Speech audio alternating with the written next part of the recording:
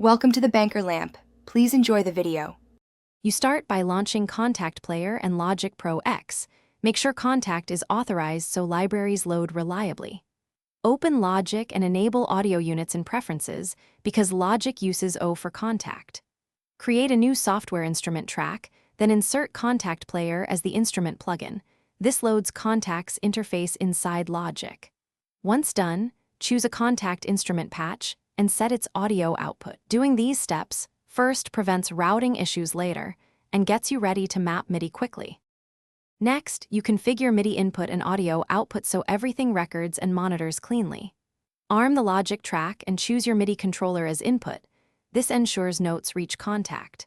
Inside Kontakt, assign multi-instruments to distinct internal channels and route each to separate stereo outputs.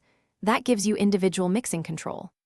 In Logic's mixer, create aux channels to match those Kontakt outputs and set the track I/O accordingly. Make sure record monitoring is on so you hear latency and can adjust buffer size. Finally, you finalize settings and record. Confirm buffer size in audio preferences. Use lower buffer when tracking to reduce latency, then raise it for mixing to save CPU. Hit record on the Logic transport and play. Afterward, edit MIDI in the piano roll and automate Kontakt knobs for expression. If you encounter silence or no sound, first verify the Kontakt plugin is active, that its outputs are assigned to Logic's mixer channels, and that your MIDI channel matches the instrument. These fixes resolve most problems quickly.